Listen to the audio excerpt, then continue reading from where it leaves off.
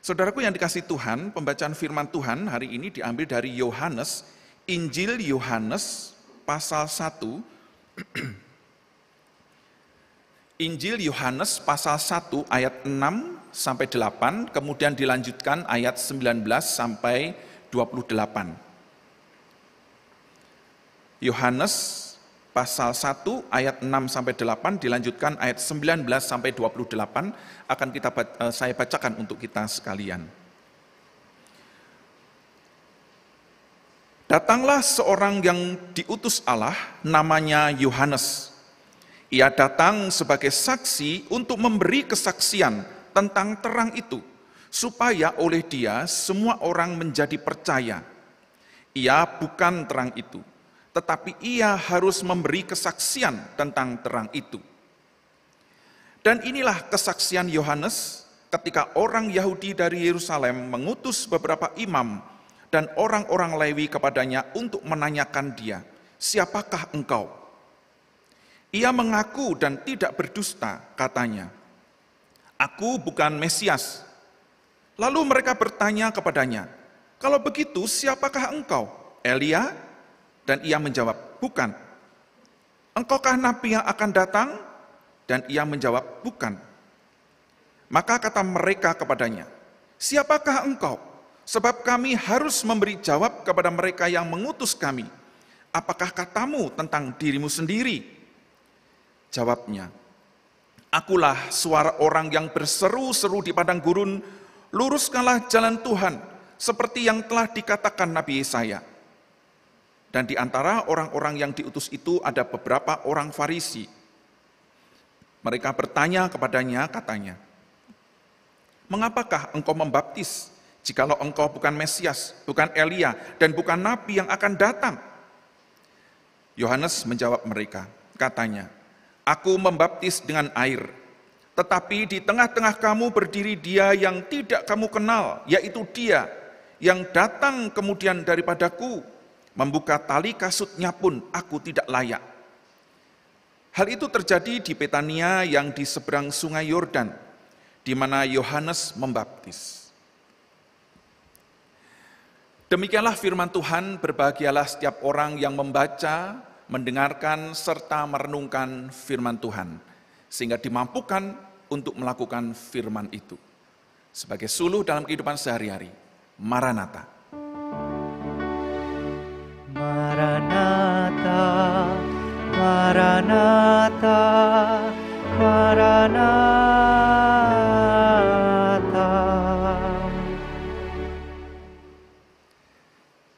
Saudaraku, di tengah pandemi selama sekitar 9 bulan ini, berbagai berita, topik dari berita-berita yang disajikan, yang kita baca, yang kita dengar, bahkan juga kita ikut menyebarkan berbagai macam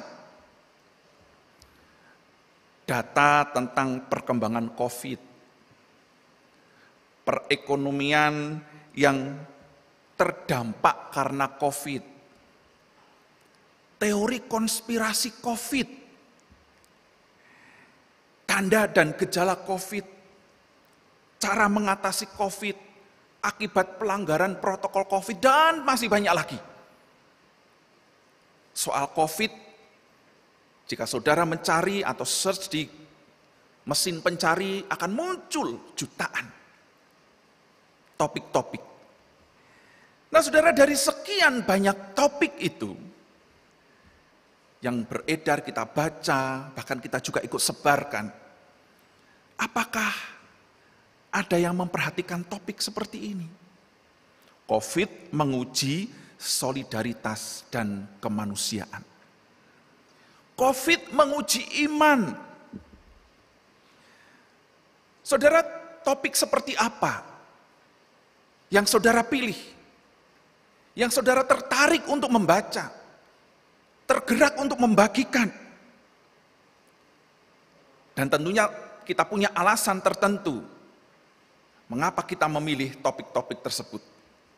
Lumrahnya sebagai seorang manusia, itulah bedanya manusia dan hewan ya, binatang ciptaan Tuhan. Ada rasa penasaran, ada rasa keingintahuan. Karena itu kita berminat pada topik-topik tertentu. Tidak masalah saudara sebenarnya topik yang kita minati di tengah COVID ini. Tetapi pertanyaan yang penting adalah, apakah keingintahuan kita tersebut adalah keingintahuan soal apa peran saya di tengah-tengah pandemi ini, atau kita hanya ingin tahu apa dampak pandemi ini padaku? Beda saudara ya. Keingintahuan kita terhadap topik-topik pandemi, topik-topik COVID, apakah keingintahuan supaya apa ya? Peran apa yang bisa aku lakukan? Atau yang membuat kita ingin tahu adalah apa dampak dari berita itu padaku? Saudara, sebenarnya tidak masalah. Sekali lagi saya katakan, topik apapun yang kita baca. Tetapi hari ini saya mengajak, melalui perenungan firman Tuhan, melalui teladan Yohanes Pembaptis, mari tanamkan dalam diri kita, tanamkan dalam pikiran kita, topik apapun yang kita nikmati, yang kita baca, yang kita buru, tanamkan dalam diri, dalam hati dan pikiran kita. Apa peran saya di dalamnya? Apa peran saya yang bisa saya lakukan? Aku bukan Mesias. Akulah suara orang yang berseru-seru di padang gurun, luruskan jalan bagi Tuhan. Itu jawaban Yohanes. Jawaban Yohanes Pembaptis terhadap orang-orang yang sangat menanti-nantikan kedatangan Mesias. Yohanes paham betul kerinduan, keinginan, harapan yang sangat besar dan sangat lama yang dimiliki oleh umat saat itu untuk kedatangan Mesias. Mesias akan membebaskan mereka dari penjajah, dari musuh-musuh yang membelenggu mereka. Banyak tokoh-tokoh karismatik zaman itu yang diagung-agungkan sebagai Mesias, penyelamat umat dari penderitaan dan kesengsaraan akibat perlakuan musuh. Dan banyak pula yang mengatasnamakan Tuhan untuk memulihkan kerajaan Israel. Dan Alkitab di dalam Kisah Para Rasul 5 ayat 36 dan 37 mencatat ada dua nama yang mungkin luput dari perhatian kita. Ada Teudas dan Yudas dari Galilea, dicatat di sana. Mereka dikenal sebagai orang yang mengaku istimewa. Nah saudaraku, Yohanes sebenarnya mempunyai peluang itu. Di tengah-tengah penantian yang begitu lama, yang begitu besar dari umat untuk kedatangan Mesias. Dengan berbagai nubuatan-nubuatan yang ditulis dalam tradisi Yahudi. Di Alkitab kita tidak tertulis, saudara. Ada beberapa tulisan-tulisan dari rabi-rabi Yahudi. Nubuatan-nubuatan tentang kedatangan Mesias. Dan sepertinya itu ada, sepertinya itu sudah muncul. Dan akan datang, dan saat ini mereka melihat ada sosok yang seperti Elia. Makanya tadi bertanya, apakah engkau Elia? Apakah engkau nabi yang akan datang?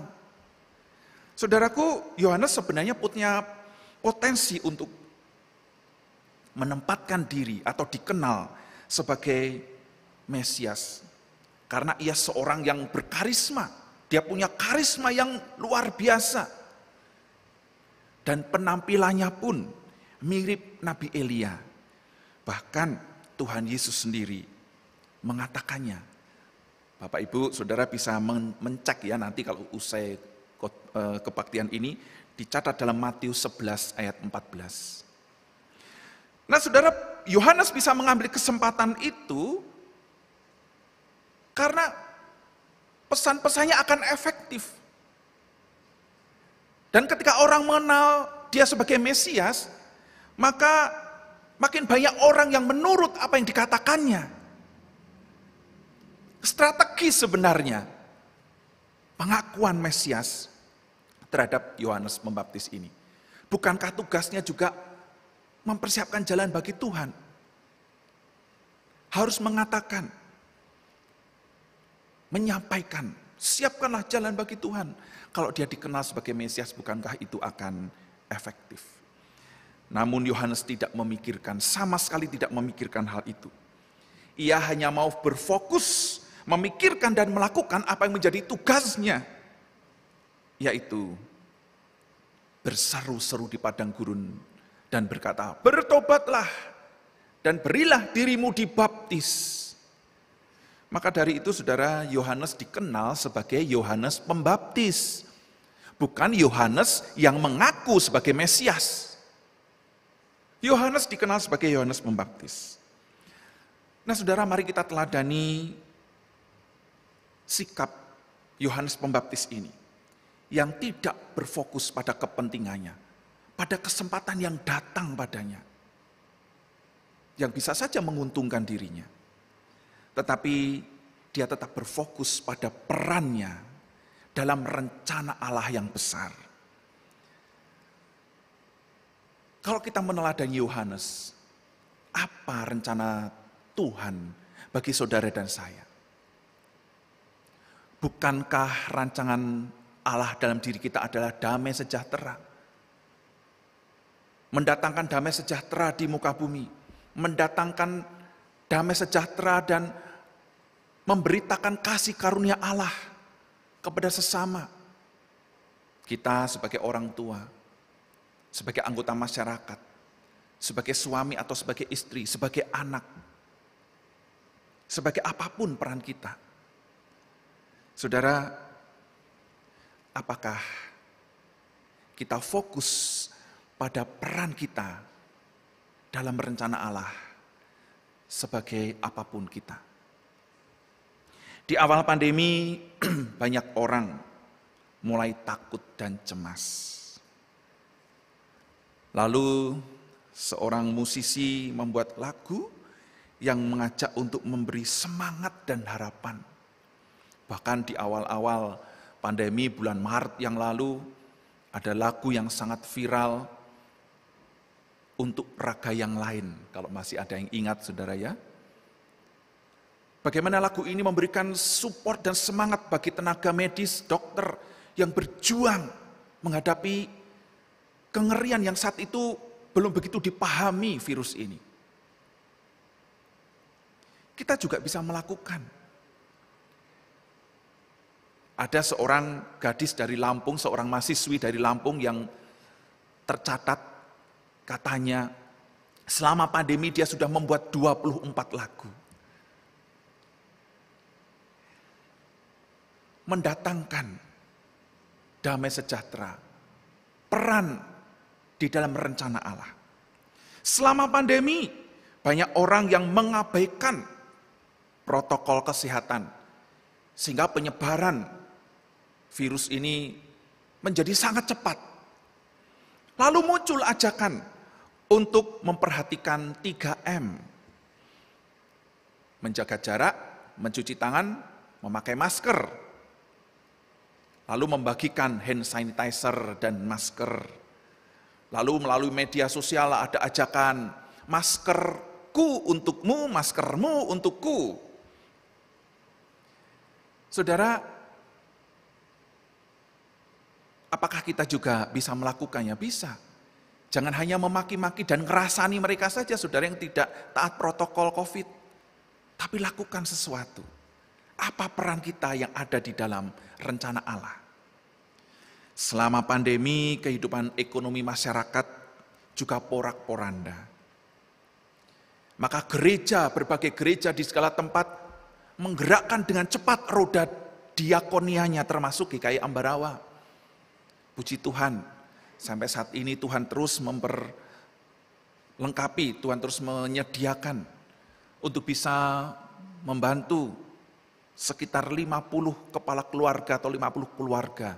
Setiap hari Kamis bisa mengambil bahan pokok untuk kehidupan paling tidak untuk seminggu. Saudara, mari kita terus kerjakan. bagian kita.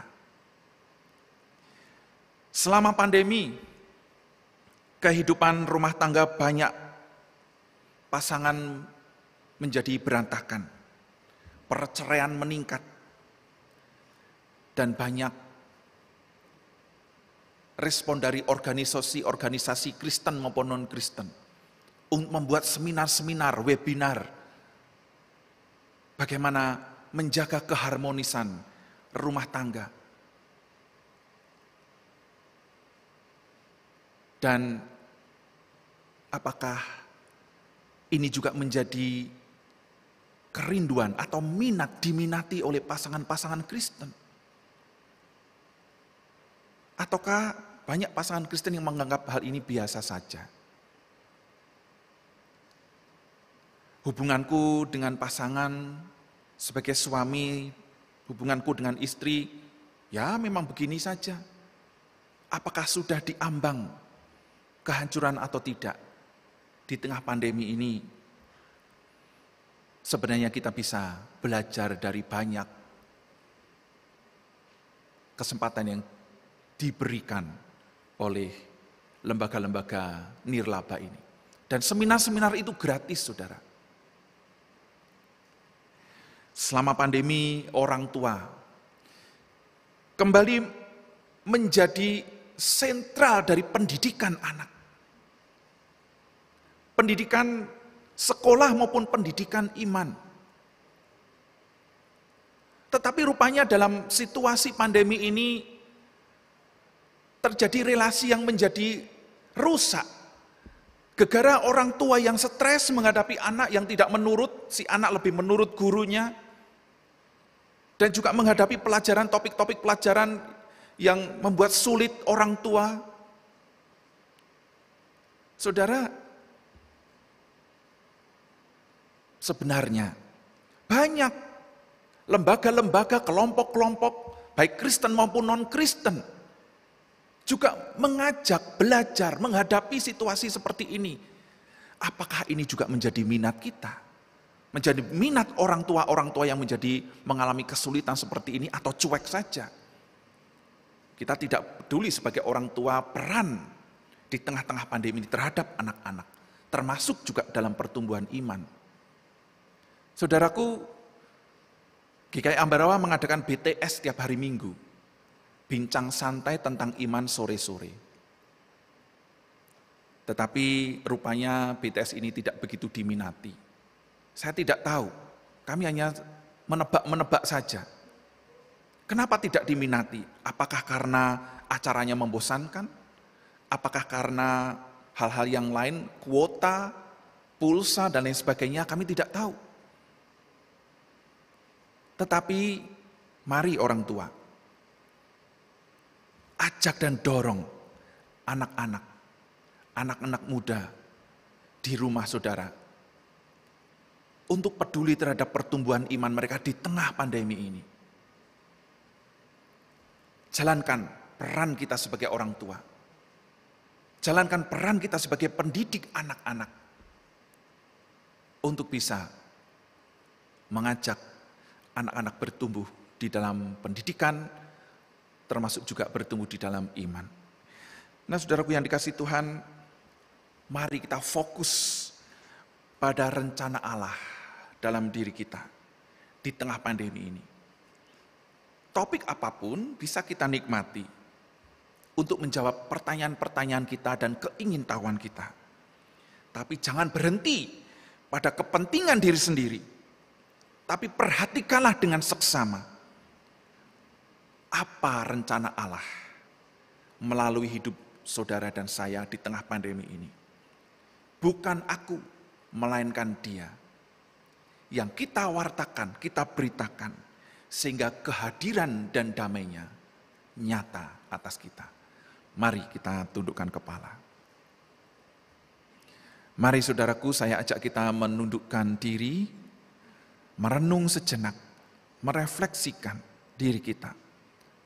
Apakah selama ini kita menjalankan peran kita, fokus pada peran kita di tengah pandemi, ataukah kita sibuk dengan kepentingan diri sendiri, sibuk untuk menyelamatkan diri, sibuk untuk mengurusi diri kita, sehingga abai dan lalai terhadap keluarga, terhadap anak, terhadap pasangan, terhadap orang tua, terhadap sesama. Kita teladani Yohanes Pembaptis. Dia fokus pada rencana Allah, perannya dalam rencana Allah. Mari kita pun fokus pada peran kita di tengah pandemi ini. Sebagai apapun kita, mendatangkan damai sejahtera Allah.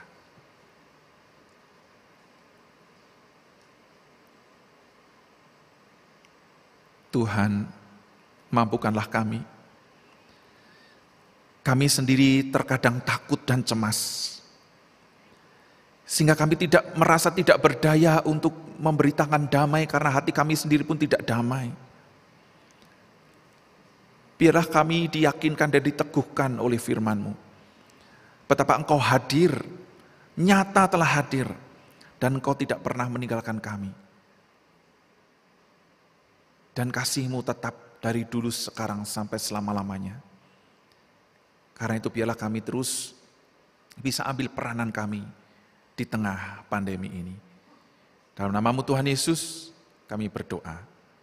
Amin.